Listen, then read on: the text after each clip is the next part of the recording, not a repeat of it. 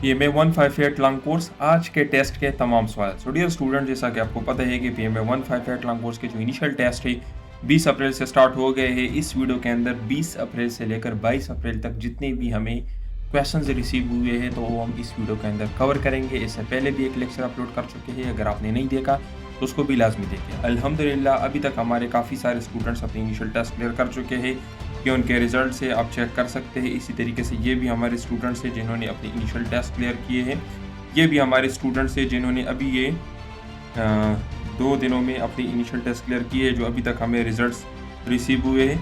इसी तरीके से ये भी हमारे स्टूडेंट्स हैं जिन्होंने अपने इनिशियल टेस्ट क्लियर किए हैं। तो अगर आप भी चाहते हैं डियर स्टूडेंट्स कि आपके इनिशियल टेस्ट क्लियर हो तो आप हमसे रब्ता कर सकते हैं। ये सब के सब अपने जो भी क्वेश्चन शेयर करते हैं तो ये हम अपने पेड स्टूडेंट्स को भी प्रोवाइड करते हैं और आपको भी हम प्रोवाइड करते हैं, ठीक है। सो ये हमारे स्टूडेंट्स थे जिन्होंने अपने इनिशियल टेस्ट क्लियर किए हैं। अभी हम आते हैं अपने क्वेश्चंस की तरफ।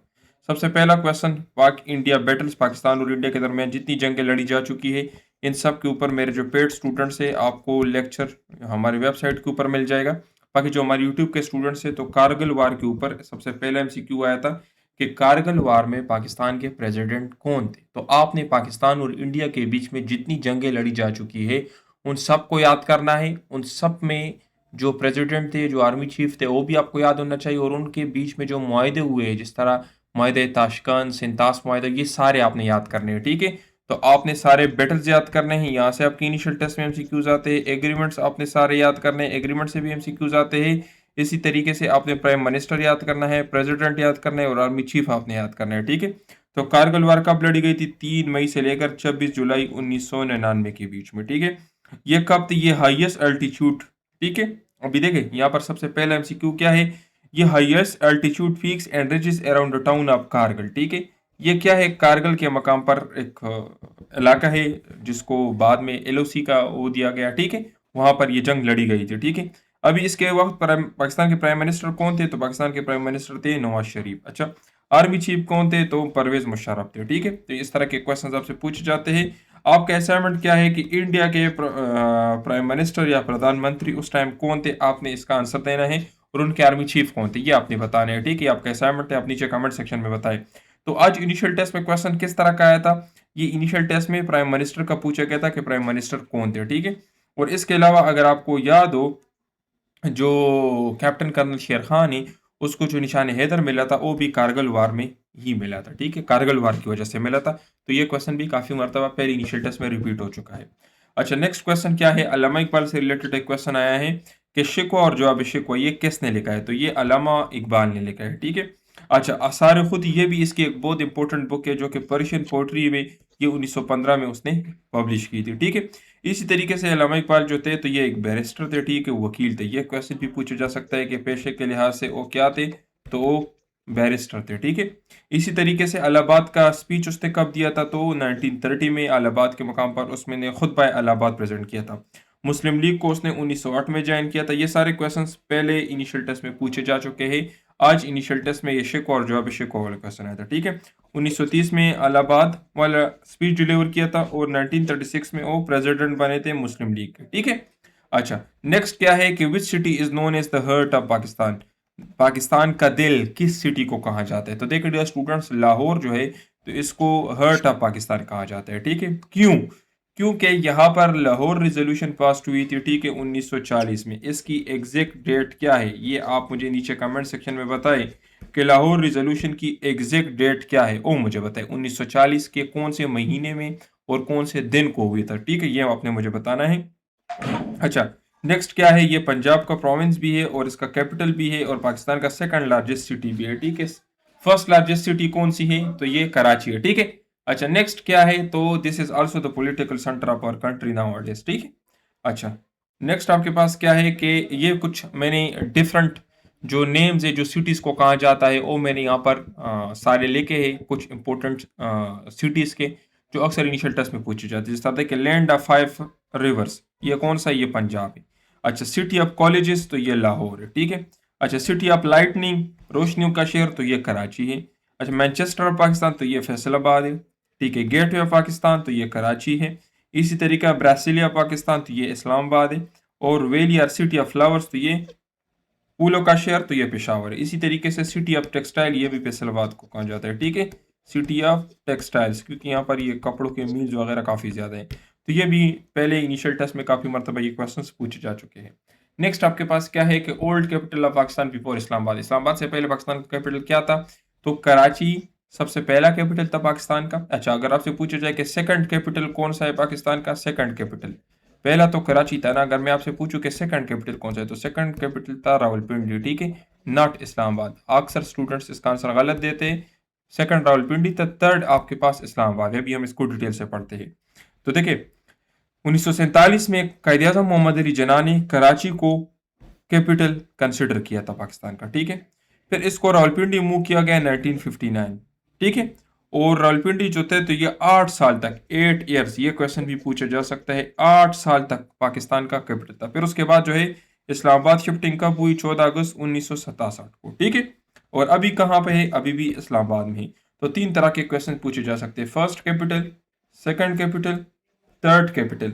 सेकंड कैपिटल कितने टाइम तक के लिए था? 8 ईयर्स के लिए था, ठीक है।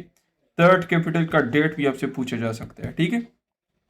अच्छा डियर स्टूडेंट्स, अगर आप अपने टेस्ट को गारंटी के साथ क्लियर करना चाहते हैं तो हमारे verbal, non verbal, academic complete notes available है। इसके साथ हम आपको टेस्ट से एक दिन पहले सेलेक्टेड एमसीक्यूज भी देंगे, टीचर सपोर्ट भी आपको मिलेगा, 5500 इसकी फीस है, और 100% आपके टेस्ट के क्वेश्चन हमारे नोट से आएंगे। अभी तक हमारे जितने भी स्टूडेंट टेस्ट दे चुके हैं सब के सब क्लियर कर चुके हैं, और ये तमाम चीज़ें जो मैं आपको पढ़ा रहा हूँ ये आपको हमारे नोट्स के अंदर मिलेंगी। नेक्स्ट हमारा क्वेश्चन क्या है कि कैपिटल ऑफ कजाकिस्तान क्या है? तो Astana is the capital of Kazakhstan. इसका पुराना नाम क्या है? तो नूर सुल्तान भी इसका पुराना नाम है। इसका नाम काफ़ी मरतबा तब्दील हो चुका है, ठीक है। नूर सुल्ताना 2019 से लेकर 2022 तक इसका नाम जो था नूर सुल्ताना था, बाद में इसको अस्ताना किया गया, ठीक है। इसके अलावा ये कंट्री की सेकंड लार्जेस्ट सिटी भी है, ठीक है। और सबसे लार्जेस्ट सिटी कौन सी है कजाकिस्तान के? तो ये है अलमाले, ठीक है। अलमाले जो है तो ये कजाकिस्तान की सबसे लार्जेस्ट सिटी है, और सेकंड लार्जेस्ट सिटी कौन सी है? तो ये अस्ताना है, ठीक है।